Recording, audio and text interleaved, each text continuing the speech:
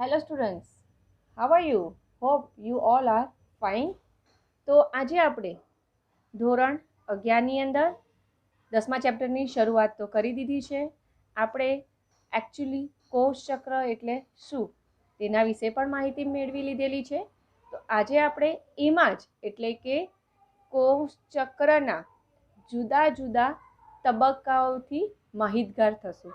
તો એ પહેલાં થોડી પ્રસ્તાવના જોઈ લઈએ કે મનુષ્યના કોષને સંવર્ધન કરી લાક્ષણિક સુકોષ કેન્દ્રી કોષ ચક્ર સમજાવી શકાય છે. હવે આપણા જે કોષ હોય એટલે કે આપણે સુકોષ કેન્દ્રીમાં આવીએ. સુકોષ કેન્દ્રીમાં એટલે આવીએ કે આપણું જે કોષ કેન્દ્ર છે, હવે આ કોષ છે તો કોષની અંદર આવેલું જે કોષ કેન્દ્ર છે તે કોષ કેન્દ્ર પટલ વડે ઢંકાયેલું છે. એટલે મનુષ્યના કોષ કે જે સુકોષ કેન્દ્રી કોષ કહી શકાય છે. તો એને સંવર્ધન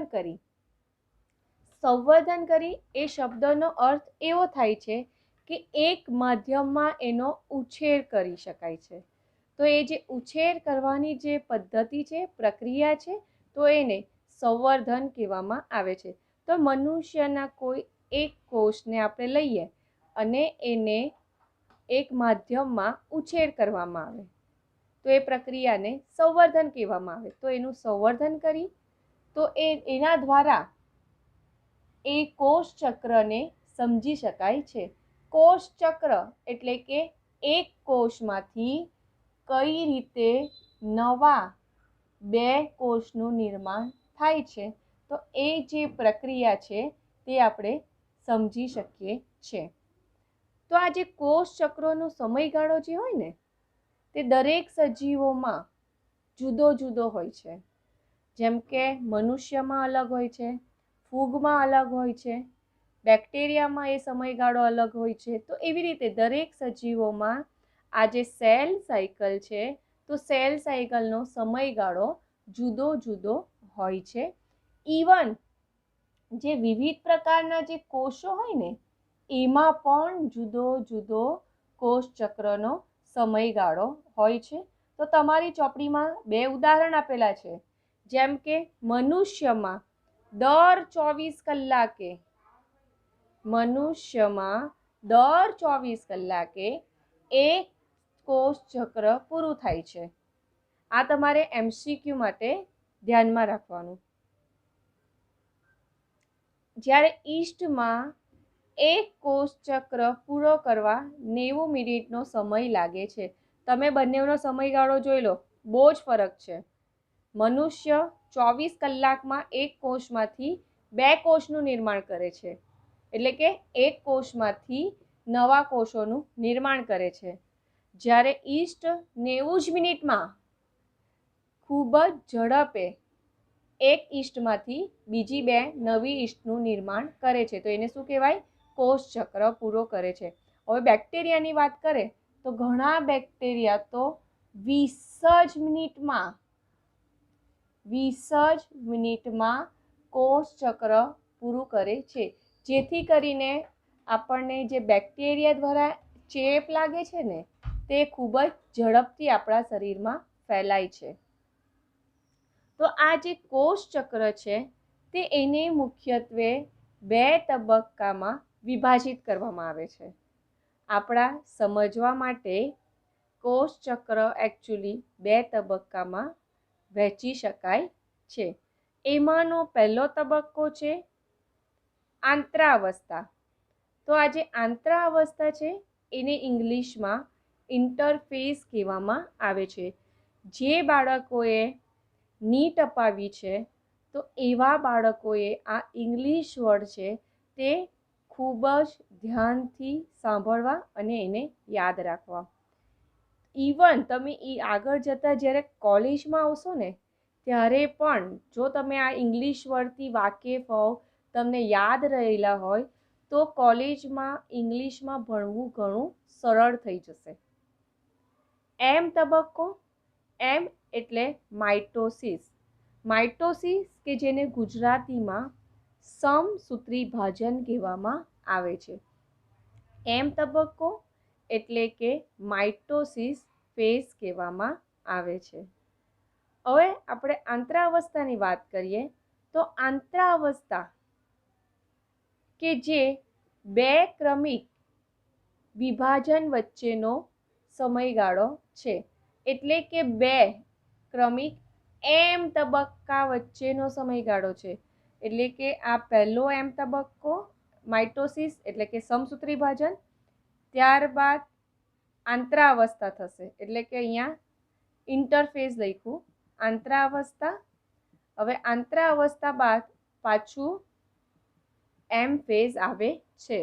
તો આ રીતે બે ક્રમિક જે એમ અવસ્થા છે તો એના વચ્ચેનો આ સમયગાળો છે.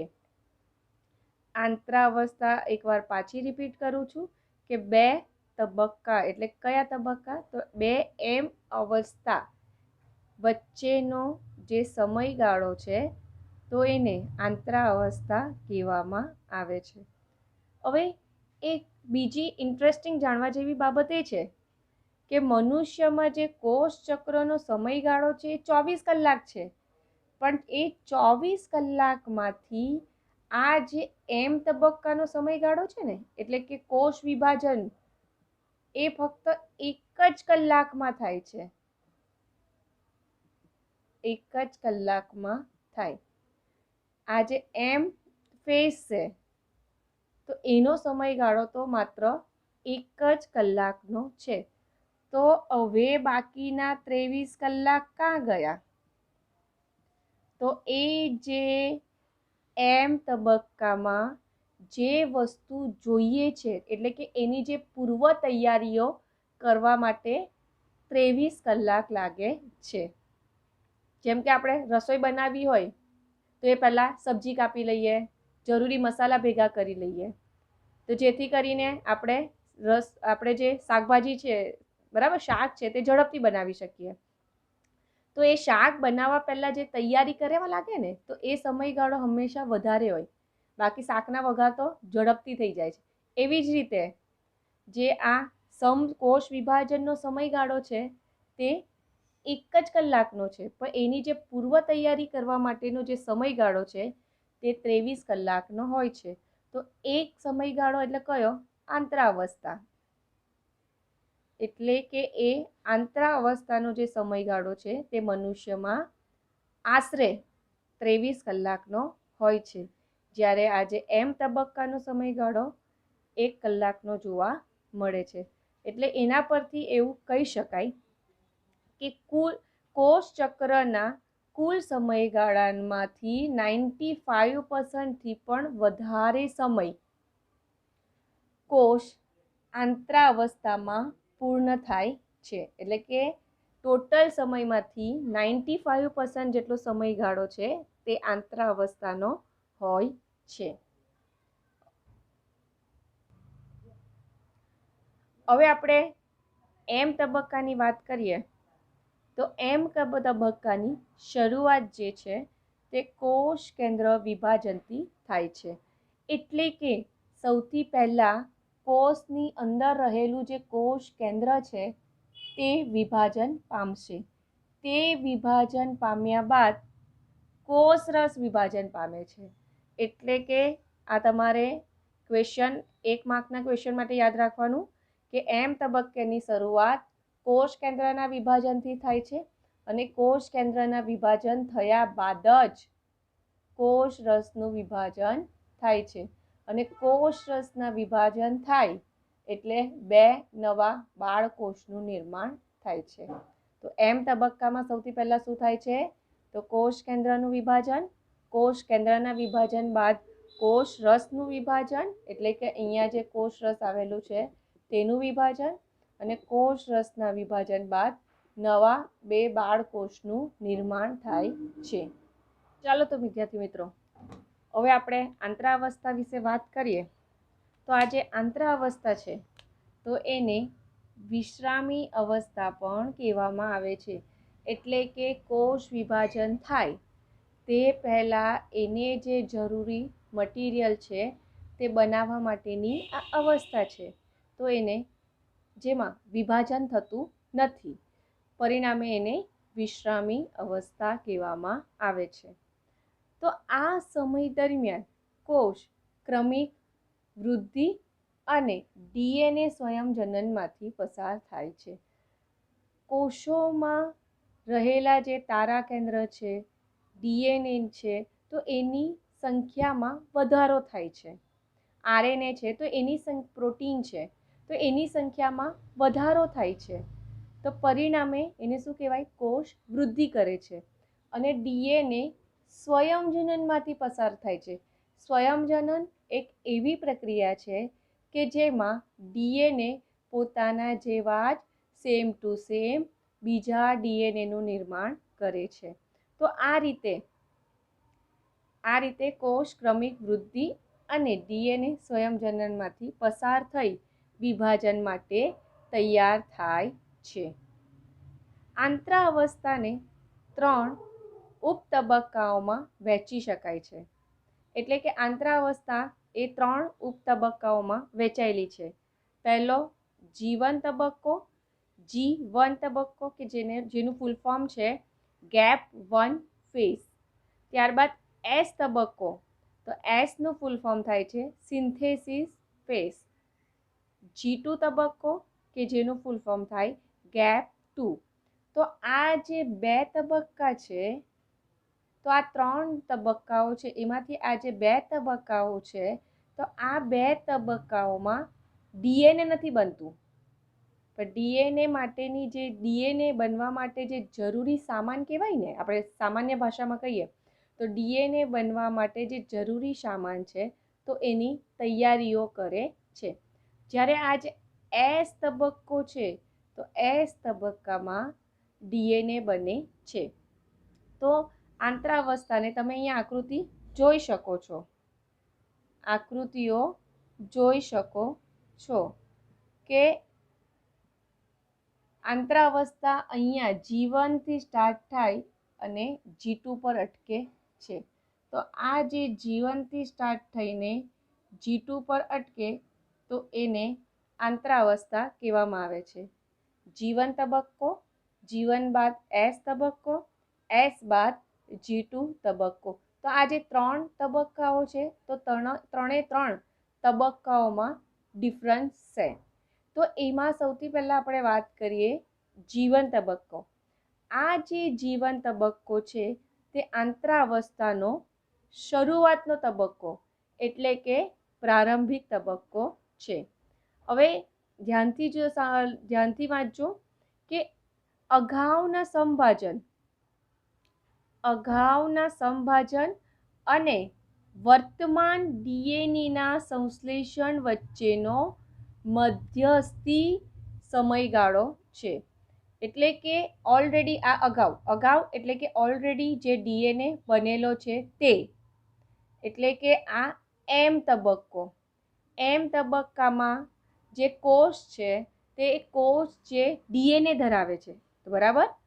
તો એ ડીએનએ ધરાવતો છે તે અને જે નવો ડીએનએ બનવાનો છે તો એનો વચ્ચેનો સમયગાળો એનો વચ્ચેનો આ તબક્કો છે. એટલે કે તમે અહીં આકૃતિમાં જોઈ શકો છો કે એમ તબક્કો એટલે કે સમભાજનનો તબક્કો અને આ જે વર્તમાન એટલે કે એસ કે જેમાં ડીએનએનું સંશ્લેષણ થાય છે, એટલે કે આ જે એસ તબક્કો છે તેમાં ડીએનએ બને છે. તો એ આ એમ તબક્કો અને આ એસ તબક્કો એનો આ વચ્ચે આવેલો ગાળો છે. એકવાર ફરી રિપીટ કરું છું. આ જે G1 તબક્કો છે તો આ G1 તબક્કો એ એમ તબક્કો, બરાબર? અને આ એસ તબક્કો કે જેમાં ડીએનએનું સંશ્લેષણ થાય છે. તો આ 2 વચ્ચેનો એમ તબક્કો અને એસ તબક્કો એ 2 વચ્ચેનો ગાળો છે. એમ તબક્કો અને એસ તબક્કો એના વચ્ચેનો ગાળો છે. એ બેની વચ્ચે, એ 2 અવસ્થાઓની વચ્ચે આવેલું છે. સિમ્પલી આપણે કહીએ તો એમ તબક્કા અને એસ તબક્કાની વચ્ચે આ તબક્કો આવેલો છે. તો આ તબક્કામાં એટલે કે આ જીવન તબક્કામાં આ બ્લૂથી એટલે લખેલું છે કે એ ખૂબ જ ધ્યાનમાં રાખવાની બાબત છે કે આ તબક્કામાં ડીએનએનું સંશ્લેષણ થતું નથી, એટલે કે નવો ડીએનએ બનતો નથી, પરંતુ ડીએનએના સંશ્લેષણ માટે જરૂરી એવા ઉત્સેચકો આરએનએ અને પ્રોટીનનું સંશ્લેષણ થાય છે. જીવન અવસ્થામાં કોષ ચયાપચયિક રીતે સક્રિય અને સતત વૃદ્ધિ કરે છે, એટલે કે ચયાપચયિક રીતે સક્રિય હોય છે અને કોષ સતત વૃદ્ધિ કરે છે. તો આ તબક્કામાં યાદ રાખવાની મુખ્ય બાબત એ છે કે ડીએનએનું સંશ્લેષણ નથી થતું, પરંતુ ડીએનએના સંશ્લેષણ માટેનું જરૂરી એવા ઉત્સેચકો આરએનએ અને પ્રોટીનનું સંશ્લેષણ થાય છે.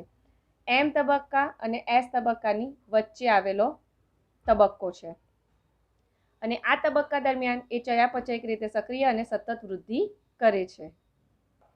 હવે આપણે વાત કરીએ એસ તબક્કો એટલે કે આ બીજા તબક્કાની. તો આ બીજા તબક્કા દરમિયાન ડીએનએનું સંશ્લેષણ થાય છે. ત્યારબાદ કેવી રીતે થશે? તો સ્વયંજનનની પ્રક્રિયા દ્વારા ડીએનએનું સંશ્લેષણ છે તે સ્વયંજનનની પ્રક્રિયા દ્વારા થાય છે. ત્યારબાદ બીજી વસ્તુ કે હિસ્ટોન પ્રોટીનનું નિર્માણ થાય છે. ડીએનએનું સંશ્લેષણ થાય છે, ત્યારબાદ હિસ્ટોન પ્રોટીનનું સંશ્લેષણ થાય છે અને ત્રીજી વસ્તુ એ તારા કેન્દ્ર દ્વિગુણન પામે છે. દ્વિગુણન પામે છે એટલે કે તારા કેન્દ્ર બેવડાય છે. 3 વસ્તુ થાય છે, ધ્યાનમાં રાખજો. કઈ કઈ વસ્તુ બને છે? સંશ્લેષણ એટલે બનવી, તો ડીએનએ નવો બને છે, તો ડીએનએ નવો સ્વયંજનનની પ્રક્રિયા દ્વારા બને છે. ત્યારબાદ હિસ્ટોન પ્રોટીનનું નિર્માણ થાય છે, સંશ્લેષણ થાય છે અને તારા કેન્દ્ર દ્વિગુણન પામે છે. તો આ જે એસ તબક્કો છે, તો એસ તબક્કામાં ડીએનએની માત્રા કેવી થાય છે? બમણી, એટલે કે ડીએનએ જે છે તો ડીએનએની સંખ્યા બેવડાય છે. પરંતુ એટલે કે શરૂઆતમાં જો ડીએનએ 2C હોય એટલે કે 2 ચેનવાળા હોય તો પછી 4C થઈ જાય છે, એટલે 2C હોય તો 2Cમાંથી બેવડાઈને 4C થઈ જાય છે. પરંતુ ધ્યાનમાં રાખવા જેવી બાબત એ છે કે અહીંયા ડીએનએની સંખ્યા ભલે બમણી થાય છે, પરંતુ રંગસૂત્રની સંખ્યામાં કોઈ પણ પ્રકારનો ફેરફાર થતો નથી. તો આપણે એને આકૃતિ દ્વારા સમજીએ તો આ જે રંગસૂત્ર છે જે આપણે 8મા ચેપ્ટરમાં ભણ્યા જ છે, તો આ જે રંગસૂત્ર છે ને, તો આ રંગસૂત્રમાં જે શરૂઆતમાં જ ડીએનએ આવેલો હોય છે, શરૂઆતમાં જ આવી રીતે ડીએનએ આવેલો હોય છે, તો એની સંખ્યા એટલે કે એ બેવડાય છે, એટલે કે નવો ડીએનએ જે બને છે તો એ નવો ડીએનએ પણ રંગસૂત્રની અંદર જ હોય છે. પરિણામે આ રંગસૂત્રમાં જ નવા ડીએનએનું સંશ્લેષણ થાય છે. નવો રંગસૂત્ર બનતો નથી. પરિણામે કોઈ પણ રીતે રંગસૂત્રની સંખ્યા વધતી નથી. એકવાર પાછી રિપીટ કરું છું કે રંગસૂત્રની સંખ્યા વધતી નથી, પરંતુ ડીએનએની માત્રામાં વધારો થાય છે. કેમ? કારણ કે આ રંગસૂત્ર છે, તો રંગસૂત્રની અંદર ડીએનએ રહેલ છે, તો એ ડીએનએમાં જ આ રીતે, હવે સપોઝ આ રીતે એક જૂનો ડીએનએ રહેલો છે, તો એમાં જ આવી રીતે નવા ડીએનએનું નિર્માણ થાય છે, સંશ્લેષણ થાય છે. પરિણામે રંગસૂત્રની સંખ્યામાં વધારો થતો નથી.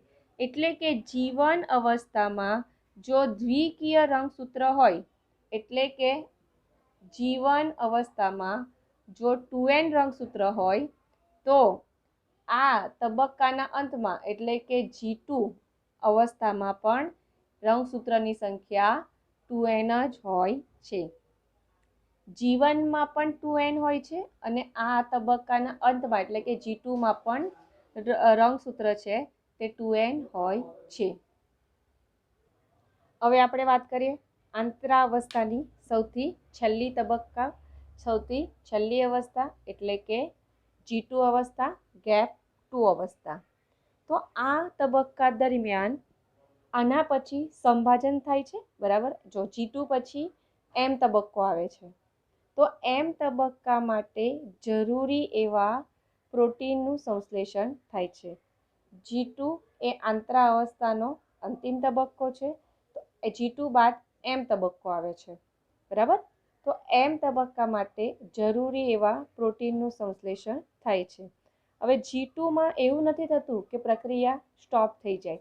કોષ તો વૃદ્ધિ ચાલુ જ રાખે છે, ચયાપચયિક રીતે તો સક્રિય જ હોય છે.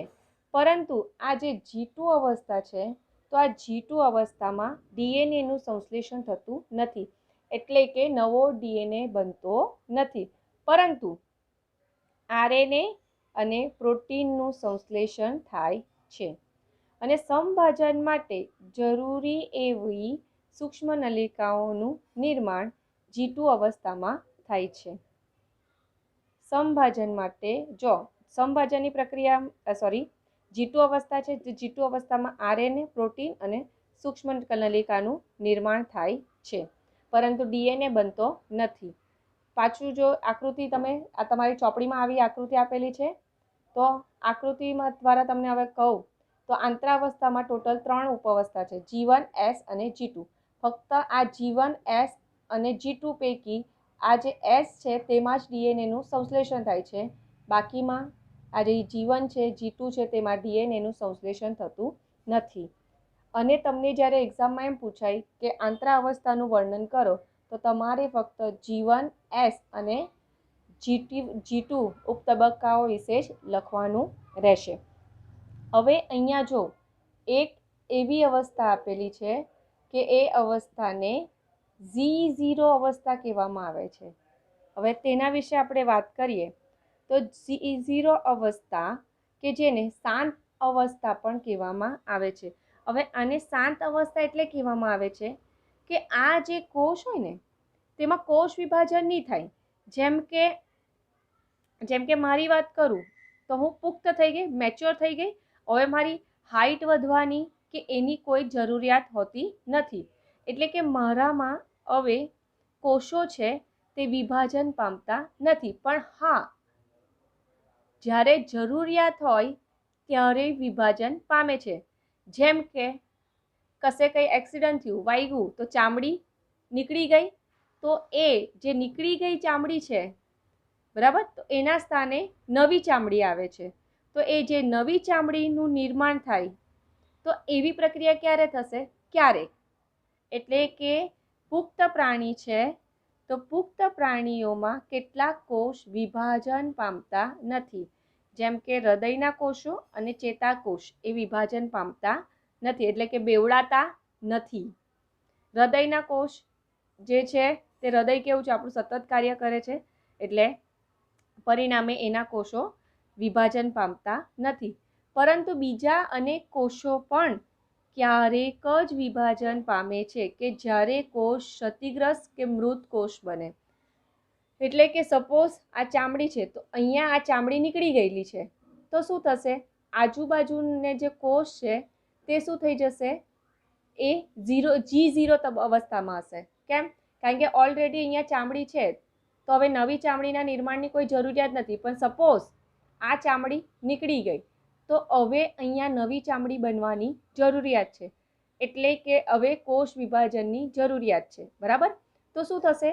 આ આજુબાજુના કોષ કેવા હશે? નિષ્ક્રિય અવસ્થામાં હશે, શાંત અવસ્થામાં હશે. શાંત અવસ્થા એટલે આ Z0 અવસ્થામાં હશે. તો હવે કોષ જે છે તે કેવા બનશે? Z0માંથી G1 તબક્કામાં જશે, G1માંથી S તબક્કામાં, Sમાંથી G2માં અને G2માંથી M તબક્કામાં જઈને નવા ચામડીના કોષનું નિર્માણ કરે છે. પણ જ્યારે આટલા જ એરિયામાં આખી નવી ચામડી બની જાય, તો ફરીથી કોષો કેવા થઈ જશે?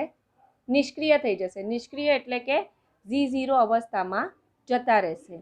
અને ફરી પાછું જો જરૂરિયાત હશે નવી ચામડીના નિર્માણની, તો એ પાછા Z0માંથી G1માં જશે અને આ રીતે કમ્પ્લીટ સાયકલ કરીને નવી ચામડીનું નિર્માણ કરે છે.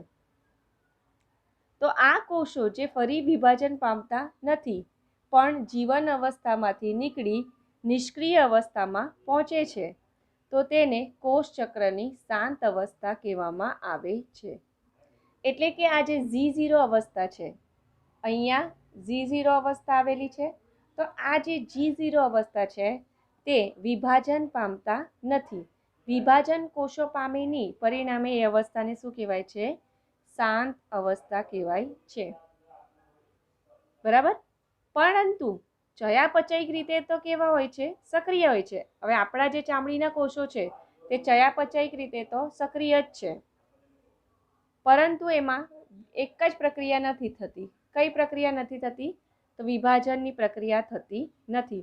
પરંતુ જો જરૂરિયાત હોય તો વિભાજન થાય છે. થોડું સમજવું તમને ડિફિકલ્ટ પડશે, પરંતુ આ વિડીયો જે છે તમારે 2 વાર જોવાનો, જેથી તમને ટોપિક ઇઝીલી ખબર પડી જાય. G0 અવસ્થા એકવાર પાછું સમજાવું કે આ જે G0 અવસ્થા છે ને, તો G0 અવસ્થામાં કોષો શું થાય? વિભાજન નહીં પામે. એ નિષ્ક્રિય અવસ્થા છે. નિષ્ક્રિય અવસ્થા છે પણ ચયાપચયિક રીતે કેવા હોય છે? સક્રિય હોય છે. જેમ કે પુખ્ત પ્રાણી કે જેમાં બધા જ કોષોનું નિર્માણ થઈ જાય છે, તો પછી નવા કોષોના નિર્માણની જરૂરિયાત રહેતી નથી, એટલે એ બધા કોષો ક્યાં જશે? G0માં જતા રહેશે. પરંતુ કંઈક વાગે કે ચામડી નીકળી જાય, કાં તો પછી આપણા આંતરડાની અંદર જે સૌથી બહારનું લેયર હોય, જેમ કે આપણે પાણીપુરી ખાઈએ તો ગળામાં શું થાય? ઘણીવાર આપણને એવું લાગે છોલાઈ જાય, તો એ છોલાઈ ગયેલી જગ્યાની ચામડીની જગ્યાએ નવી ચામડીની નિર્માણ કરવું તો જરૂરી છે. તો ત્યારે આ G0માંથી કોષ જે છે તે G1માં જશે, G1માંથી Sમાં જશે, Sમાંથી G2 અને G2માંથી M તબક્કામાં જઈને પછી સમભાજન કરે અને સમભાજન દ્વારા ત્યાં નવા ચામડીના કોષોનું નિર્માણ કરે છે. એટલે કે જ્યારે જરૂરિયાત હશે ત્યારે જ નવા કોષોના નિર્માણ માટે આ જે G0 તબક્કો છે તે G1 તબક્કામાં પ્રવેશે છે. નહીં તો જરૂરિયાત ન હોય તો એ નિષ્ક્રિય અવસ્થામાં જ રહે છે. પરંતુ આ G0 તબક્કામાં રહેલા કોષો જે છે તે ચયાપચયિક રીતે, એટલે કે એમાં રાસાયણિક પ્રક્રિયાઓ તો થતી રહે છે, ફક્ત એક જ પ્રક્રિયા નહીં થતી, વિભાજનની પ્રક્રિયા નથી થતી. પરંતુ જરૂરિયાત હશે તો એ વિભાજનની પ્રક્રિયા પણ કરે છે. તો અહીં આપણો કોષ ચક્રના તબક્કાનો ટોપિક પૂર્ણ થાય છે અને તમારે આ બધા ટોપિક જે છે, મતલબ કે આંતરાવસ્થા છે, એ તમારી બુકમાં આ પોઈન્ટ વાઇઝ લખવાનું રહેશે.